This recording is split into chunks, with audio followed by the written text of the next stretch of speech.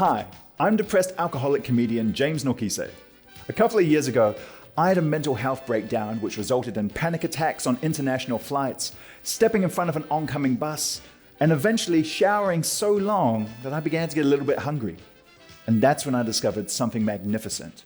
Through the magic of takeaways and running water, it turns out my mental health safe space is eating fried chicken in the shower. And that's how we've ended up here, a mental health podcast on headspace and happiness. This episode, I'll be talking to award-winning hip-hop crew, SWIDT. We'll be chatting lessons in geography. The simplest thing, call up fucking Domino's, call up Pizza Hut. Yeah. You have to choose the central branch. Like, you know what I mean? Lessons in philosophy. He probably did a better job at looking after the community than the cops did.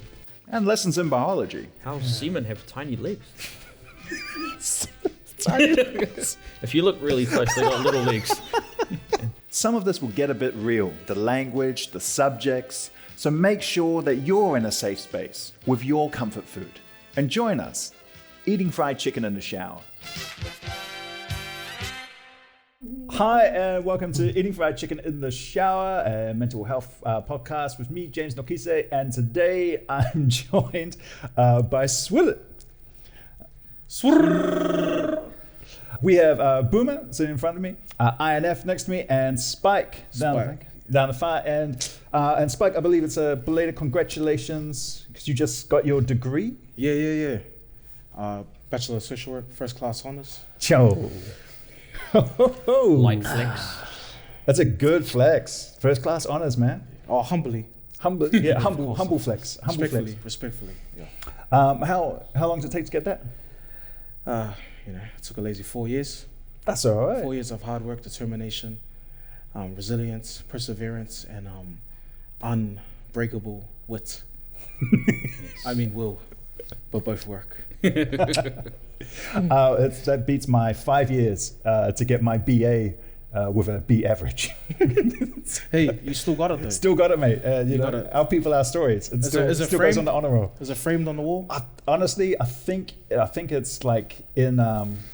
My dad's got a PhD, so I think it's just like buried somewhere in the back shelf somewhere. In the back with all his other accolades. Yeah. He's just claiming mine. Has anyone else got anything they want to celebrate before we get into the chicken? Just want to celebrate on behalf of Boomer. He had a shower today. That's good. Good job. Yes, Is it your first Yeah. It's the first one. Annually or something, eh? You do it annually or? Yeah, so I had my shower this year for the first time. Just because I don't want to wash off my knowledge and my skill. So yeah, that's why I refuse to shower. That's that medieval shit. Keep the Straight Manukus up. on. That's why those dudes were dirty as fuck, bro. You should see my feet. I just want to thank you very much for showering before you came this close to me in a shower, especially this close to our food. What chicken are we having today, boys? Well, What's the sensational chicken? sensational chicken. Amazing. Word on the street is this is on. Yeah, apparently. I this see is people fire, gassing so- this up all the time. Yeah. We shall see.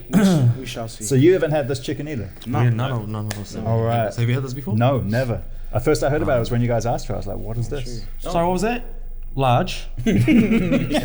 Sorry, would you like seasoning on the fries? Is Okay. that Coke for the drink? You did that so naturally, my bro. Welcome to Otahu KFC. I'll jump in on this one. Let's go. Right, yo, Let's shucks. go. Damn. All right. All right, let's have a look. We got the fries here. They look a bit golden, but maybe a little too golden. So maybe they used old oil. I like how the box isn't drenched in grease. Yeah. What's this? 5-piece? What do you got? I got drumsticks. Hopefully a breast. And how long have you boys known each other? Since we all came out the womb, Yeah. pretty much. Yeah. All grew up Yeah. together. Yeah. Same area. Yeah. Onehunga. Yep. We used to be neighbors, pretty much. Yeah. Yeah. This So guy. I lived next door to him. Yeah. He lived across the road from me. And is anyone related? Or is it just that old school neighborhood family? Yeah. Yeah. Oh, Smoke. I'm related to Smoke, but he's not here. Yeah. Right. It's deeper than blood ties. Yeah. Yeah. No, I get that. You guys give shit to each other the same way me and my old mates give shit to each other, which is why I go and see them whenever I'm home. Because in the comedy industry, you got like your friends who are tight, but not necessarily your friends who are old. Yeah. Yeah. Yeah. Is it same in the music industry? Yeah, I guess so. Like, because you're a group, so have you got each other there? Yeah, I guess it's a bit different. Like, we definitely have, mates and that through the music scene and that, but I think it's like, it's different because we're already friends. Like, we're family, So the fact that, it's just, we're hanging with our mates wherever we go on this musical journey. Just makes everything more fun. Yeah. Being with your mates, going on tour. What can I ask, bro? What made you like do it? Because you guys, this is recent, and you guys have been going strong for a few years now, man. Yeah. Like you've been going for a long time, I know, but you've been going strong for like a few years now. Nah, it's a real crazy story. So one time I woke up and I was in a boot at the moment. Oh shit! I woke up and I was in a boot, and my mom had a shotgun to my head and said, "The fuck are you doing with your life? Because you're not going to be a rapper." And so I chose social work. So the Onihonga parental story there. Yep. Yes. Nah, I don't know. I've always been passionate about my community, our Maori and Pasifika people, and I just always wanted to help people. And I feel like me growing up where I did and experiencing the things I did, I felt like I have a wealth of knowledge due to my experience, and I feel like working with this younger generation, I can kind of see, like I know the route they're going down, based on my lived experience and stuff, and if I'm able to help them sort of steer them, towards, where their potential is, then, I'm happy doing that, so. But for real now. For real. For real. The truth, tell the truth. But your mum forced you to get that. Mum just had a shotgun to my head. It's like, is that next generation coming up? Because you hear those stories a lot, especially in hip hop, in sport with our athletes as well, like coming back for the next generation to make it easier. And that anyone who knows your music, will know that that comes through in what you guys are talking about with your music. What was it like for you guys? Like when you were coming up, were there people there coming back for you, giving you support, or are you first generation pushing through? No, we definitely had. I reckon this guy's older brother, because he would have passed it down to you. Yeah. Which you passed to us, you know what I mean? Yeah. The beginning stages. Like I only started making beats because I was hanging out with this guy's house while he was on. You hanging out with my house, bro? Yeah. Man, I was hanging out with my house. You weren't there, bro. I was just sitting outside on the step, G, talking to the fucking door. This is a real weird question, but I've found it in some audiences, especially younger ones. When you hear dorm raids, I'm guessing because you're educated and you're from where you're from. But do you encounter like young people, maybe not where you're from, but like people in your age group or people from where you're from but are younger, who hear dorm raids and are like, oh yeah, that label? Yep. How's like being from Onehunga? How does that hit you? I don't know, because like from my perspective is like growing up, I didn't even know about that shit. Real? Like till like after school, I think, and so I can understand if like people aren't aware of it, you know? Yeah. Especially because they don't really teach it in school. Yeah. They won't teach it in school. Why? Because that's just the education system, bro.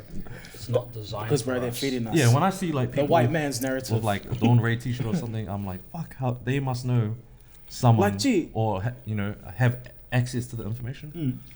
Even back then, like straight up with like Dawn Ray, the label and shit, and all their t-shirts and that.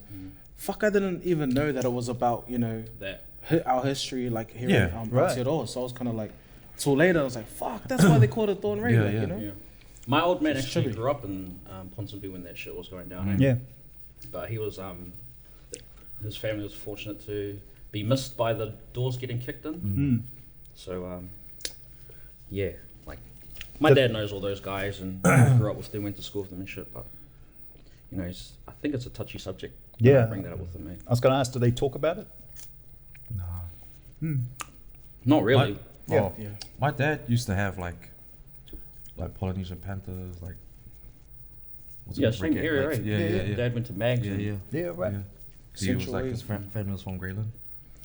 Because like for me, I'm like late 30s now, so I was like a kid in the early 80s. Bro, you don't even look 30. Thank you, my brother. You look 50. I'm just kidding. Get out. I'm just fucking with you. Can we do that? Can we do that for the host? Thank you, INS. That caught me off guard. I thought it was like legit props, and then it was just like, I Nah, that was good. for real. No, for real. I felt, nah, it's cool. They take it back. They take it back. That was a. let me build you up to fucking destroy you. Wow. But like, Way to go, bro. This is a mental health podcast. We're never coming back. We're never coming back. how was it with SWIDT? My mental health was shattered. My mental health was shattered from it. Hey, but like when I was growing up, I would see stuff. So early 80s. And my uncles are staying. Oh, my aunties are staying. I'm a kid. I'm like, yay. Yeah. And then I get older and I get to high school, our history and that. And I'm the generation that when Oscar wrote Dawn Raids, you know, it kind of Yeah. And I'm like, oh, my relatives weren't staying. They were hiding. And this is down in Wellington. Yeah. And this is in Wellington crazy. after 1981, when I think they tell us it officially ended. Because like, oh, it stopped in 1981. And I don't know like what your parents like. That's why I ask if they talk about it. But like my generation, my family, no, it didn't stop in 81. Because like with your work, like with the stuff you guys talk about in your music, like bunga, right? Like, is that speaking to an intergenerational experience for you guys when you're writing that? Or is it speaking to you right now specifically? Or a bit of both? I think both. Yeah, that's both for sure. Yeah. That like that perspective was like talking about a united experience for all like Pacifica, you know, in New Zealand. Not just like, because I think some people felt that we were speaking from our experience. Yeah. It's like, gee, we weren't even around during that period. We weren't even alive, but like, we're just talking about, you know, I guess the experience of, you know, Pacifica and Polynesians since they've migrated to Aotearoa, you know. Yeah. So, a lot of it too was just speaking on like, I guess like the white perspective of us or perception of how we are, what we're like, and of course that's like amplified through the media and that. But yeah, just speaking on that, I don't know. Fucking just get tired of seeing racist shit like on mainstream media. You know, like hosts and shit. What was that? I don't want to say that chick's name, but she was like, you know, saying that Lydia. that like I know who you're talking about. Pacific Islanders are leeches and Yeah. shit like that. Oh, And it's like, they didn't even lose their job. Like, Yeah. that's fucking crazy. She's that- still on. Still going strong? Fuck. It's crazy that you can say that and have a platform like that. And like, still be. I think, did she have to pay something? Like, was it like a fine? I'm not sure. But it was like nothing, eh? Like, it was just, I'm sure it was like just a slap on the wrist. But it's like crazy that you can do that. Even in 2020, you know, 21 or whatever. Is it like, But if we said that about white people, would we get in trouble? well, you'd be No, you- a media you're storm. Wow. They No, you guys use a halfway. I'm white passing. yeah. we got light privilege. Damn, I didn't get the light screen. Yeah, the whole media story would be like South Auckland rappers say white people are leeches. Straight up. It's always South Auckland. There's eh? always South. Doesn't matter where you're Doesn't from. matter where you're from. Could be it's- from fucking Dunedin. Is it South weird? Auckland. Is it weird or funny to you guys to be referred to as South Auckland rappers? Yeah, being from we're not Onehunga? from South Auckland. Is it weird or funny? Or it just piss you off It's now? just, It's just like a bit of annoyance because like just- the media, Yeah. mainstream media always say Yeah. South Auckland, South Auckland. Yeah. We know ourselves that we're not from South Auckland. People from South Auckland know that we're not from yeah. South Yeah, Auckland. yeah. And sometimes I feel like they're saying they think that we think that we're from South Auckland. It's like, no, we don't. We know we don't have control on their headlines or what they say and shit, you know. But like the simplest thing, call up fucking Domino's, call up Pizza Hut. Yeah. You have to choose the central branch. Like, you know what I mean? We get the central leader. No, I understand that. I'm from Newtown down in Wellington. Family's old school, came over on the boats. Dad was 10 years old on a banana boat back in the day. Sure. Like, yeah, real boat. And like, like Newtown is empowering to me. Like when I'm back in New Zealand from overseas, Yeah. I'm all, like straight away, I'm back in Newtown, you know, to the old like Chinese cafe, you know, like get the fried chicken and like get the, you know, call up the cousins, let's go to this. These days there's a cafe, we'll go to this cafe. The old family church is there. Do you think that's like the sentimental value for you, like, you know, your attachment to it because of your upbringing, memories? There's a little bit. It gets a bit hard sometimes. Gentrification. I don't know, like how you guys feel about. Like, has gentrification come to Onehunga yet? Ages ago. Fucking massively. Yeah. Like, I was like, I'm actually trying to get out of Onehunga because of that shit. What's that like? What's that like? To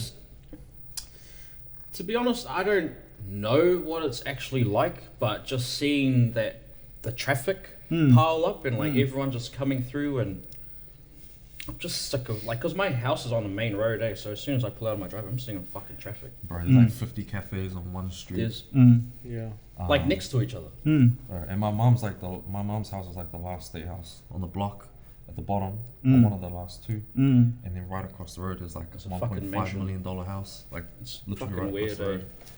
So, fuck, it's a weird view. Like when you're on this side of the road looking that way at all the nice houses, and you cross the road and you look back, it's like a whole different, like, you know. because I feel like that's what people don't understand about gentrification. When you're Pacific diaspora, Yeah. you know, you got your islands, you got your village, you got your ancestry, Yeah.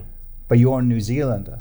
Yeah. And where you were born, where you were like crew with your kids, and like where you like, that's your home. Yeah. Yeah. Like, you know, 100%. Yeah, and to have like all these like new people across the road, and all those apartments, they come out of their driveway and they're like looking. They're looking at Yeah, us yeah. like we're Yeah. fucking Yeah. weird. we're the fucking weirdos, and I'm like, bro.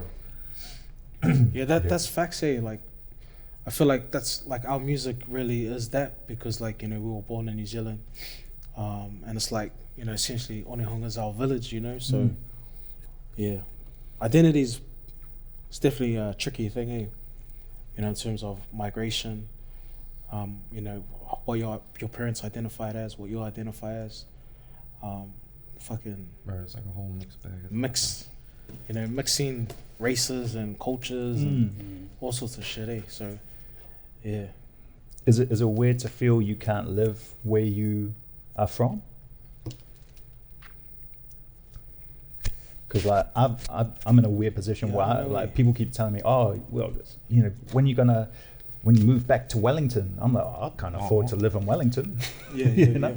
If you sell your parents sell their place, then like, can they afford to buy another place in Onehunga? No.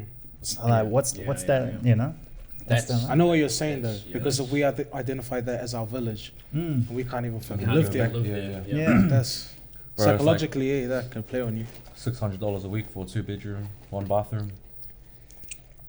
And it'll be fucking smaller than this. Yeah. I reckon there's layers to it too, because you know how we identify with Onehunga Hideout, like that's our home, that's our village. But then, you know, we're not even tangata whenua. You know, I'm not tangata absolutely. whenua. Yeah. So there's a different level, like, you know, for them, like who do come from that area. Yeah. That's their actual, you know, Yeah. Yeah. the actual home and stuff like that. So it is funny. Like sometimes I find it like, we're from here. You know, Well, this it's is like our there's hood. people This who is our are actually neighborhood. from Yeah, here. and then but you know, then there's tangata whenua, mana whenua and that. So yeah. There's that awareness and like understanding that, you know, there's other people who have a similar kind of thing to you guys, but have had it for longer. Does that ease, like, you know, gentrification stuff, or does it like build on top of it and make you even more pissed off? I think it just makes me think like, you know, yeah, I was born here, you know, I grew up here, but you know, this isn't my ancestral, you know, plane. That's not my, you know, yeah. I think it's just mindful, because you know, you get so lost and you grew up here. That's why all these white people are telling other people to fuck off back to their homeland. It's like, you fuck off back to your homeland, you know? Yeah. Because they've been here for ages, and like, some of them would have just been born here like we were born here, and they feel so entitled to the land and shit. And it's like, buddy, stop telling other people to fuck off. And it's like different because like You're a fucking overstay as well. we're not. It's not like we're trying to actually take over that area anyway. So it's kind of different. Like whereas, you know, gentrification, everyone's like building on that place and like trying to change it and, you know, take over, I guess. Yeah. whereas we were just like proud of it and Yeah. taking care of it as it was, and you know. Yeah. You probably did a better job at looking after the community than the cops did. And the cops ever will. Yeah. FTP, feed the people. I wanna ask you guys something about on that thing with media, and that like there's a story. It's a little while back, but it was about the Pacific youth and how they were the most affected by inequality, like housing and economics, and how that like hit their mental health. And so of all the youth in New Zealand, it's the Pacific youth. And Maori are like right there as well. Because we're always separate in the Caucasian world. And it said that like 1 in 3 was contemplating suicide at some point in their high school years. That speaks to my experience, speaks to a lot of my mates' experience, my mates' family experience. But when you, this is a 2021 article, I can speak to a Wellington experience. Do you guys mind speaking to a Onehunga experience? I feel like just like being Pacific Island in general, you know, in our culture, you know, it's very, the man is the head of the family. They have all these responsibilities. It's real, you know, alpha male. You know, there's a lot of that within the culture, and I feel like that's a big part of the suicide rates and stuff like that, because you know, people don't feel comfortable opening up with how they feel, because then you know they might get, you know, some backlash or negative comments. Like you got to think, if you're a young person and you're trying to share how you're feeling in that, and then the people you love and you hold dear to you are like, bro, harden up, or shut up. Like you meet a negative response from you pouring your heart out, you know, you're not gonna do it again. You know what I mean? And then you're just gonna bottle it up. It's gonna stay there and it's just gonna get worse. It's gonna fester. So it makes sense, you know, because we know growing up, I was always like, harden up, or just like, I'll give you something to cry about. You wanna cry? But even in sports, say like using like homophobic slurs and stuff, like get up, you know, stop being a, you know, harden up, like, you know, are you a man? Like, you know, all of that shit adds up. Like, imagine that playing on your mental way, and that becoming like the norm. The general consensus amongst people is like, you know, to be a man, you got to be this certain character. Of course, you're going to try to live up to that, regardless of what's happening on the inside, So, no doubt, like. So you can't even be toxic.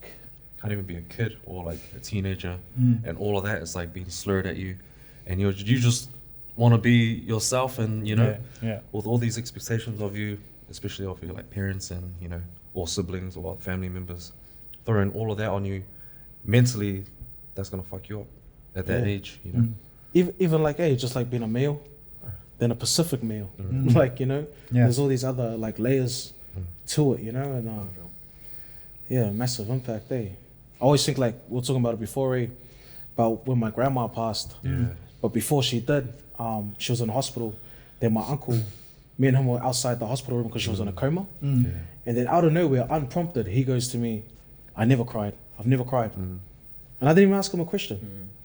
Like he just brought it out of nowhere. I don't know if that was his own insecurities, or him trying to be like, in that moment, feel strong.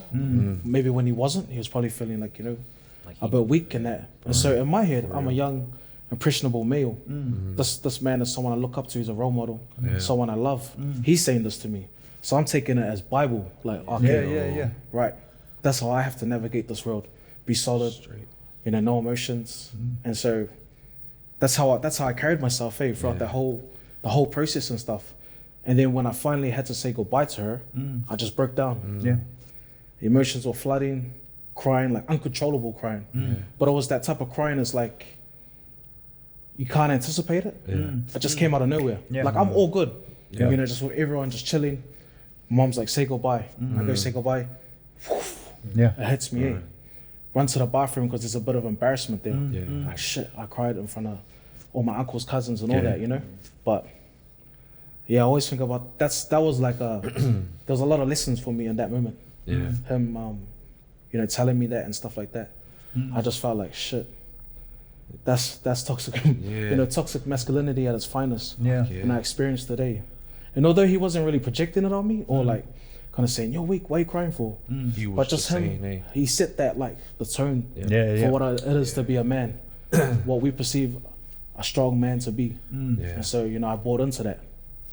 So I think it's what I people always don't think about understand. it. Yeah. Like even to this day, I think like, man, in hindsight, I was like, fuck, that's pretty crazy. yeah. It's like, Telling a kid, you know, who's losing his, you know, someone who's very close to him, his first loss, never dealt with grief and loss before, yeah. and then that's how you prep him to deal with that. Yeah. Like that's crazy, right? Yeah, that's like, so my dad passed away. He like, fuck. As soon as he passed away, I only just started to realize how much he did for everyone. Man, I was like, damn, because like he worked every day. Like, he would only have Sunday off, and that was just like to chill, like do the laundry, or like all the like other chores around the house, relax, watch TV. And then from Monday to Saturday, I was like, I hardly ever saw him. Even on Christmas Day, he would work Christmas Day, and like he wasn't really like into like getting gifts and stuff like that. All he wanted to do was just chill. So I'm like, fuck, this guy like works so much that like he actually passed away at work.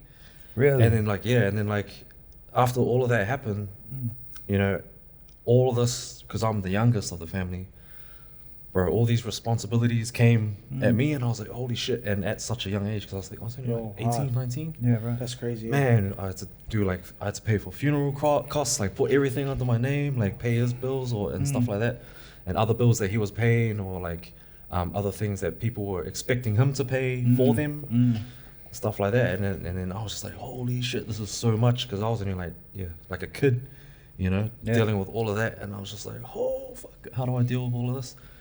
And I just thought, shit, like I don't want to be not like that, but I don't want to be imprisoned by all of those expectations and by people asking so much of me just because, not like just because we're related, but like, you know, I want to say no. Like I think it's good to just say nah. Yeah. I'm sorry, but you got to hold it down, right? You can't do it. Otherwise, that's gonna fuck me up, and I've got a whole life to live, and so on. So yeah. You know, in that moment for you, was it like, did it hit afterwards? Because you're so busy trying to like manage other people's emotions, manage affairs, all sorts of stuff like that you didn't have time to grieve or actually take in like what's actually happened. For sure. Like I remember coming home like weeks after, just driving around, bro. I just sat in the car and just fucking cried out of nowhere. Like I was just like in the driveway, and I didn't even know I was gonna cry. I was like, I want to go inside, like make a feed, and then like I turned the car off, and then I looked at the house, and then I just just triggered it. Yeah. And then like I moved to Oz just a little bit after, and then like I used to have like nightmares, or not nightmares, but like I used to hear him say my name, like talk to me. Fuck, and I'd wake up. That's crazy. And I'd be like fucking crying, like shit, Dad, like you know, talking to me. But yeah, man. Sometimes like every now and then I hear him go, you know, say my name, but like in the distance, and I'm just like always like, oh, like maybe he's trying to like tell me not to do something, or like tell me to be aware of, you know, the decisions I'm gonna make and stuff like that. So nah, he's just letting you know, G's got your back. Yeah. It's a reminder, eh? Straight. Shh. Fucking for real. Hey, do you want to cry? Do you want to cry? Yeah.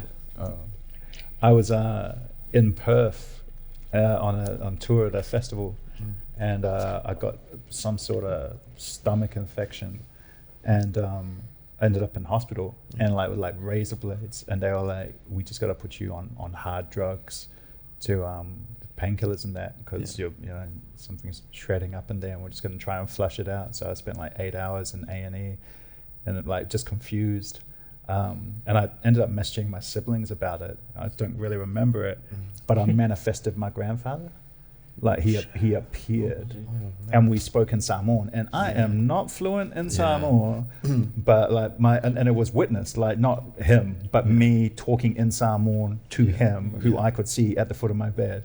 And every time the pain got like real bad, he just banged his walking stick, and the pain evaporated. Oh, And what hey, a yo, crazy experience. yeah, maybe it was the drugs. Hey, maybe it was Yeah. all the drugs in my system, but that's, Or maybe it wasn't. Maybe Yeah, it you opened know. your eyes to yeah, for sure. you know. something beyond this, you know. Hey, look, wouldn't That's be the, solid though. That's dope. Hey, but you know, that's dope that you had that experience. but it's real. I always think about that, and I think about like culture and where like culture sits underneath everything, and that in my most pain and my most loneliness, Yeah. so I'm always there. Yeah, high up. for sure. Because you got to think like our conception of life and death is for a Western lens. Yeah. You know what I Yeah. mean? So your experience you had there could have just been our Our experience. our Yeah, actual yeah. experiences that we Yeah. had pre-colonization. Yeah. You know? Pre-Moana. Yeah. Pre-Moana, yeah. Although I gotta say, with like for the side-eye Moana gets, when me and my generation, when we took all the kids to see it, the kids were like, "Yay!" and we were like, "We were voyagers." Uh, going back to toxic masculinity, yeah, just being strong in how you feel, strong in your you know your thoughts and your feelings are valid. And I feel like it's just being more normalizing it. Yeah. That it's not like, oh, you know, why is this guy, you know, crying or yada yada. It's like, bro, that's a natural emotion, bro. Like that's crazy to say. Like, how come he's crying? Yeah. I can't believe he cried. Mm. Like, that's crazy to me. Eh? It's like, why are you breathing? Yeah. You know, it's the same as that. So it's crazy that we've come from a place where it's become like almost like tapu to cry for a meal. Crying is You know? a form of healing. Bro, Straight for up. Sure. Like, if you don't cry, then shit, it's building up somewhere. Yeah. Straight So up. you gotta let it out. Yeah. Like I feel like even me, I battle my own toxic masculinity for myself. Like, you know, just holding stuff together. You know, Yeah. like I'm not speaking from a perspective where I'm like, I've battled this. You know, I'm all good. It's like, bro, I'm still dealing with this shit myself. Like, you know, Yeah.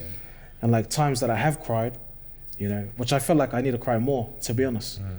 But times I have cried afterwards, I felt like fucking the weight of the world's like lift my shoulders. Like straight up. Always feels like mad therapeutic. It's funny. I'll say to my partner sometimes, like especially if I'm on tour, or that like I'll be like a little tight or something, and I go, oh, I think I'm gonna have a cry tonight. Yeah. And like what I do, my trick is I'll have like some caffeine, like either coffee or like, you know, a Coke if I can't find any good coffee, or and I'll just go on a YouTube binge of like real emotional films, like but just like I'll put something on Netflix where I know it's like I've seen it, but I know there's a moment. Just be like, you know, get that Lion King Mufasa scene, just something, because like you say, like it's not that you don't do it, but that's what systemic means. Yeah. It means that this stuff's built into you, and part of growing is you undo it. Yeah. So I'll go, well, I don't know how to cry right now, but I know I need to cry. So I just tap that emotional thing, or sometimes a good album. Yeah. You know, you hear a song. I remember when Bunga dropped, and all my generation, that was like just passed around, just like, hey, you gotta hear this, and everyone's like, yo, man, because just to speak to what you guys are talking about, the catharsis that it comes to hear, and without sounding old and patronizing, because I only got like 10 years on you guys, but like to see young men coming out and speaking it and talking about, I can cry, great, because I grew up in a why you cry, you know, and to say, hey, you can engage with your emotions. It's healing to laugh and to cry. To hear that makes me emotional, man. So I'm like, oh, thank God, the next generation, it's easier, it's clicking. It's almost like it's traumatizing a little bit, eh? Yeah. Like you weren't allowed to cry. Yeah. And that's kind of traumatic. Whereas it's like, fuck, I just can cry whenever now. Like, Yeah. you know?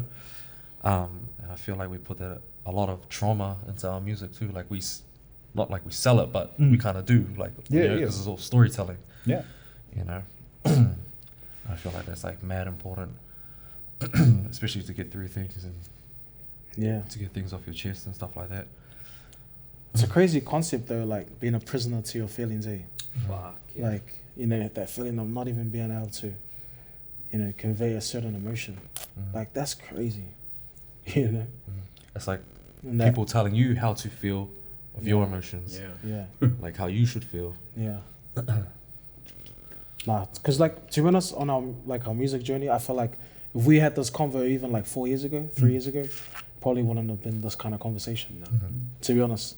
So that's what I mean. Like I'm still on a journey of, you know, in terms of that space and navigating and, you know, finding where I sit in that space. You know what I mean? It's not like I'm this wise, trying to be this wise guru or someone who's gone through all of this and come out the other side. Nah, Jack. If we had this convo 3 years ago, probably would have not even talked about this shit or had no value to add to the conversation. You know. And are you growing together when you're learning this stuff? Yeah. As much as it's an individual journey? Yeah. I feel like we are, because we spend so much time together, you know, and like you can kind of feel of where we're at without even talking about it. Like, because the chemistry is just so like strong, and we've known each other for years. So it's almost like we can speak without even speaking, you know. I'm at the point where I can tell these guys anything. Whereas in 5 years ago, shit, that shit staying inside. You know. Like I'm happy to shed a tear. What's it mean to you, Bilma, to be able to have that freedom, to be able to know you can tell these guys anything? It's nice, eh? It's like a form of support, but because these are my brothers, it's easier. You know, like I think, like before I run to my partner or my parents, I'll run to these guys. Like I'll tell these guys shit that's happening in my life. Like these are my brothers. Like I have brothers, but you know we're so different and so distant that like I run to these guys first, and that's why I love you guys. Love you too. I love you, bro. Love you guys. Hands in the middle. Hands in the middle. Power to the people. Power to the people. I love all of that. Do you guys remember the first time you told each other you loved each other, like in the supportive way? Like, like it's not weird. Like it's just like, you know. I think it was like probably drunk, Yeah. Those drunk ones. Yeah. I feel like everyone has a drunk time when they tell someone that they love them. Yeah. And it doesn't feel weird. Yeah. You're just like, I love you, bro. Like, fuck, I love you too, man. Like, you know.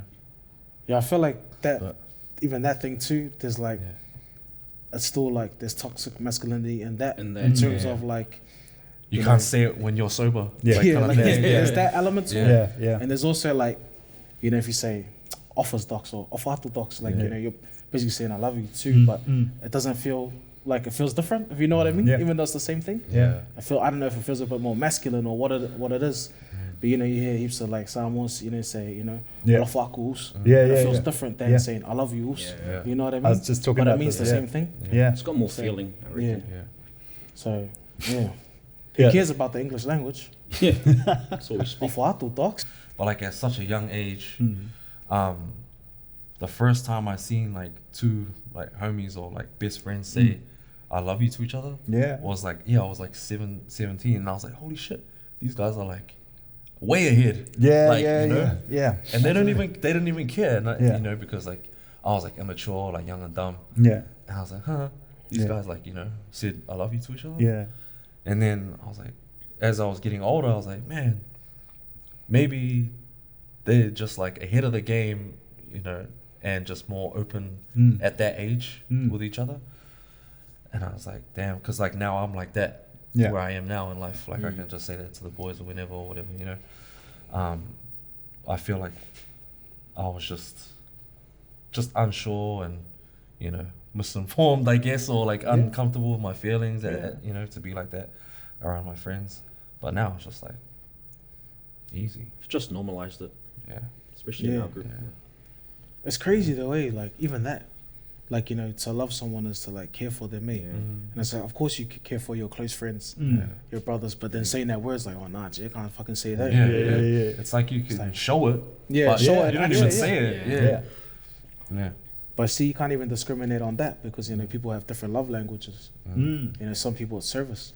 You might not ever hear I love you from someone, but you can tell by what they do for you. You know, so that's another layer to it, you know.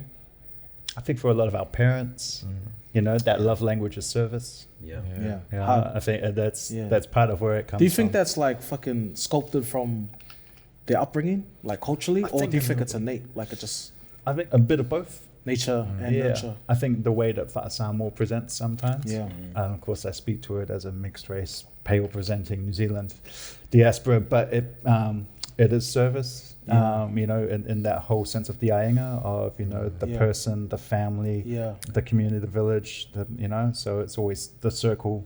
yeah, hard up. But then there are people who, you know, service for them brings them joy. Yeah. And you know, and the innate joy from allowing your kid and his mates to, you know, be happy, upstairs and you know, Yeah, of course. of getting your kid out of bed, of making your parents coffee when they're back from a shift. Yeah. Yeah, You know, I think about that, how like when my dad would be doing pastoral care and come in at 10 o'clock, I'd make him like a cup of tea without like, not because I was commanded to, Yeah. because he's had a hard day and I want to, yeah. and I wasn't like, oh, I And it love you, made you Dad. happy Here you too. go. Yeah, And it yeah. made me happy tonight. Yeah. Yeah. hard up. Yeah. So It's I'm transactional like way. that too, yeah. You know, he gets happy. He gets a transaction out of it from you gifting him something, yeah, and you get benefit from him being happy that you gave that to him. Eh? So yeah. As